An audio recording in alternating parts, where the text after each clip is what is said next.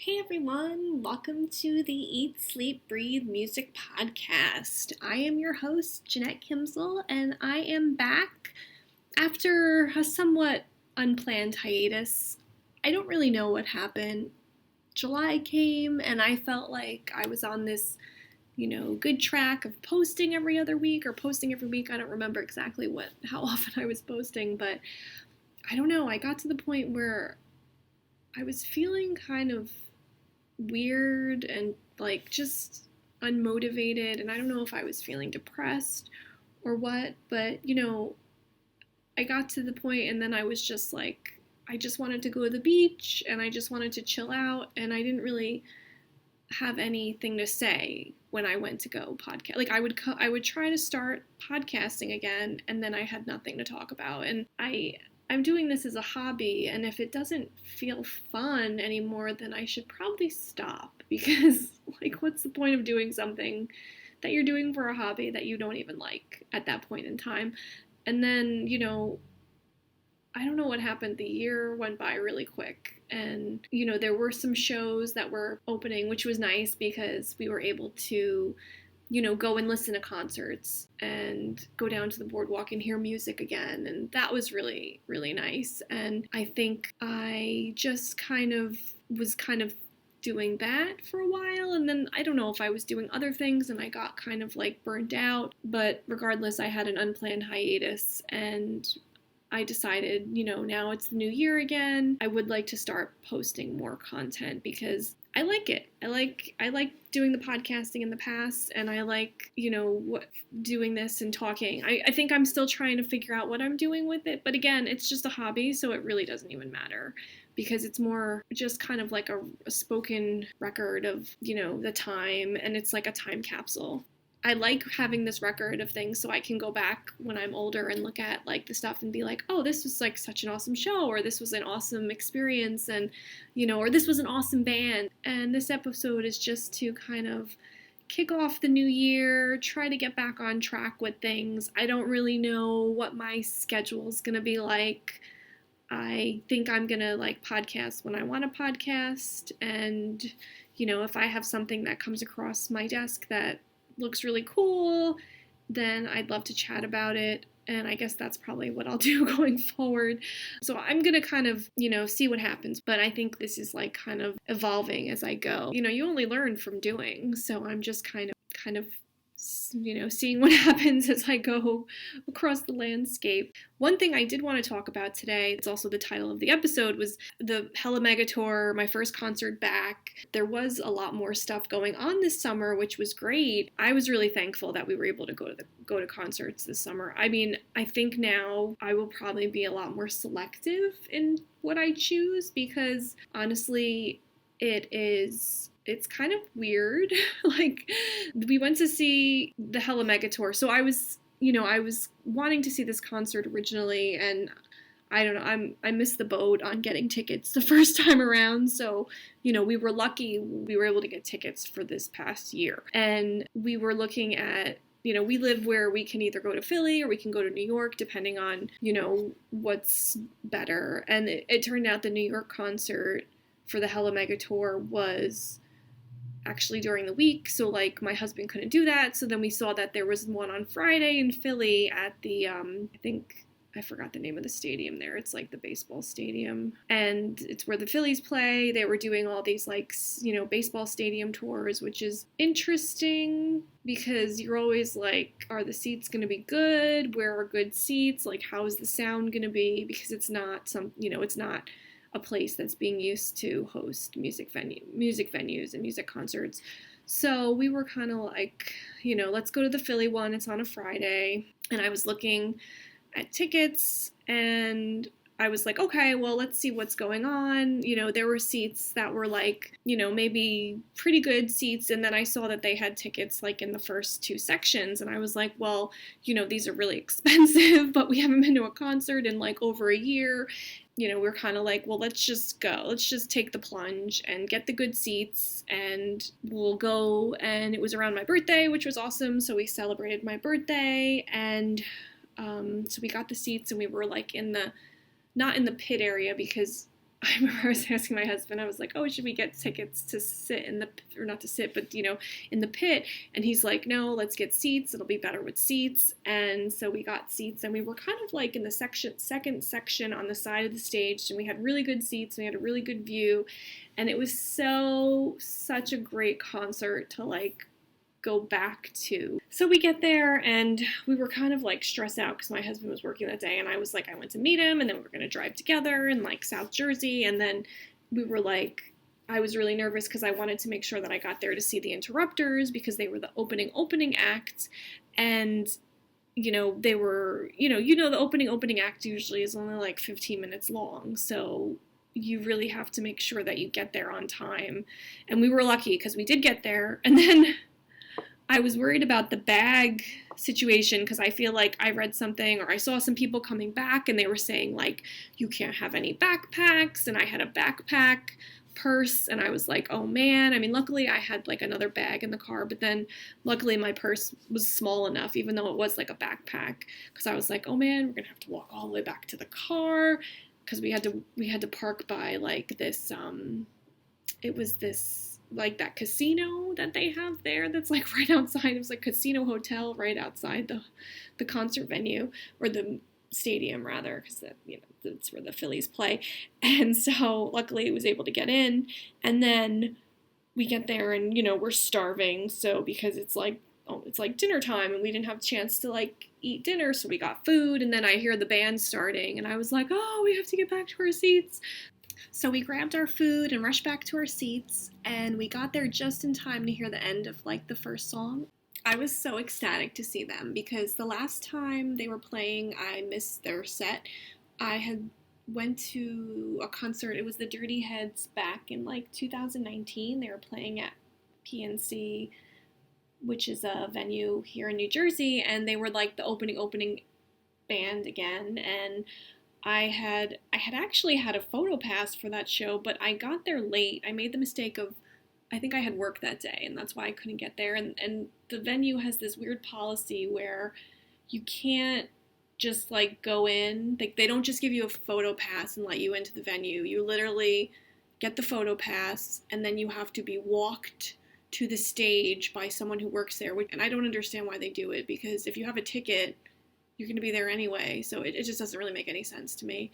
But I remember I had work that day, and I couldn't get there early enough, and then I was really hoping that by the time I got there, I would be able to get in and see the band, but then there was this lady who worked there, and she was like, I don't know what she was doing, but it was like me and this other guy who was also a photographer taking pictures at the show, who had a photo pass. We were both standing there and we're like, what is taking this lady so long to do? Like, why isn't she like coming to like take us through the gate, to like take us to the stage? So I missed it. And then my husband was with me, and I felt bad, and I was like, well, you just go inside because, I want you to see the band. At least if one of us could go see them. And I think he got in and he saw the last song of their set. So we were really excited that we were able to see the full set because, again, the opening band gets like 15, 20 minutes. And if you get there late, you don't see them. So I was really excited. I'm also hoping that, they go on tour again and they have their own tour, because it would be great to see a full set of them. I didn't write down the set list, but I love that Setlist FM website because it's usually pretty on the mark with the songs. And I remember going through the concert list at the show itself, and I was like, oh, I wonder if they're going to play this. And, whoever is putting the content on that website is awesome because it's always pretty, like, on target. For this particular set, they played 8 songs total, 7 of their own, and 1 was their cover of the Billie Eilish song, Bad Guy. Now, if you guys haven't heard this cover, I highly recommend listening to it.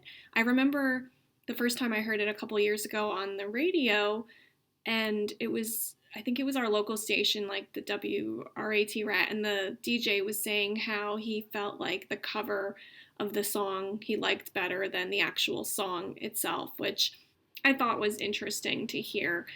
I don't know if I actually heard the original first or if I heard their version, but I do really like the cover they did of this, and it's really cool, the infusion of the ska and, how it it speeds up the song a bit. So it is a really cool cover if you want to take a look. And if you do like cover songs in general, it's pretty cool to check out. Some of the other songs that they played on the concert were A Friend Like Me, Title Holder, Take Back the Power, She Got Arrested, Gave You Everything, On a Turntable, and She's Kerosene they ended with, which was their signature, I would say, you know, their radio play song, which is a fun song. And I remember when I first heard that song on the radio too, I was like, it was so weird because I was like, it sounds like an old ska band, but it was, you know, they're a new band, and it was a really cool song. And then I kind of started looking into the band, and it got me, you know, really excited about them, and I liked just listening to some of their other music, and I think we had featured one of their songs. I just became enamored with their music after that, and so I'm really happy that I was able to get to see them live. You know, even though it was a few months ago, I'm still kind of, I was watching some video from the concert earlier, and it sparked all the memories of the show, and it just gave me like goosebumps, and it took me back to that concert all over again. And that's like the best thing about the video now. I remember when I was in high school, you know, there was no digital technology of like cell phones or anything, so we literally had like disposable cameras, and back then you couldn't even bring cameras into the venue. You had to like sneak them in. And then I remember like going to like the 1 hour photo booth to get like my photos developed from the show, and that would be like the memories we had. And now it's so awesome with, you know, having cell phones and video capability where you can have like, you know, snippets of concerts, and that's what I have. The cell phone can be a distraction as well, because I do feel like sometimes I'm just on my phone taking video and I'm not really immersed into the show. And I at one point I thought to myself, I'm like, you know, I just want to like be immersed in this and have, you know, my full attention. So I would literally just take like a, you know, photo or two and then kind of focus on the show. And that really was helpful because I feel like I was a lot more present that way. So after the Interrupters, next up was Weezer. And we were a little surprised because we didn't realize that Green Day was actually headlining the show. So at first we were kind of bummed, but, you know, once they started playing, we kind of forgot about it and got really into the whole show and just being excited to see them live again, because I think the last time we saw them was like 2018. So it was exciting to see them again after all that time. So it was a real treat to see them again live. And they come out and they start, and they started with the song, the 2020 song Hero, which was a great track to start. It got the crowd going, and then they went on to play a good mix of new and old tracks. They played a lot of stuff from the Blue album, The Undone, The Sweater Song, Surf Wax America, My Name is Jonas, which is another really good one. They also mixed in some stuff, you know, a lot of the singles from over the years, Beverly Hills, Hash Pipe, Pork and Beans, it's another favorite. And then they ended the show with Buddy Holly, and before that they did Say It Ain't So, and it was just so good. They're like such a great band to see live, you know? I don't know what it is about Weezer, but they always put on a really good show. I love that they had incorporated El Scorcho from Pinkerton, which I think Pinkerton has to be one of my favorite albums. They also did their cover of Toto's Africa, which is always a good time. I don't know what it is. There's always something cool about 80s cover songs. As always, Weezer was so fun. Next up was Fall Out Boy, and I hadn't seen Fall Out Boy since the early 2000s, and I remember being a little disappointed about the show. The thing with Fall Out Boy is that they're one of those bands that just kind of plays, because from what I've found, it seems like Patrick Stump, he doesn't really interact with the audience. Like, he's super talented and is awesome, and he doesn't really talk much. He just kind of plays and sings, and then, you know, Pete Wentz will say a few things here and there, but I feel like I remember it being like really not that great when I saw them back. I think it was like 2010. But then this show was awesome, and I don't know if it was because I was feeling nostalgic for the time, or, you know, what I was thinking, or maybe I went in with having a, kind of a negative viewpoint, and it surpassed my expectations, but it was like such a great set, and I was really happy. And it was funny because half of the set I feel like I didn't have my phone, which was probably a good thing because then I was just kind of really focusing on the show. I had like the tickets on my phone, and then I didn't give them to my husband. Like, I didn't transfer the tickets to his phone, and then he needed them if he had to go to the bathroom or get something. So he had left because he's not really a big fan of them, and he was like, that was the time for him to like get a snack or go to the bathroom or whatever. And then I like didn't have my phone, so I was there for like half the set, but then like the set was so good, I was just like kind of happy that I didn't have my phone, because then I wasn't like focusing on like taking video or taking photos. And it was really cool. And even their set setup was pretty cool. It reminded me something out of a fairy tale.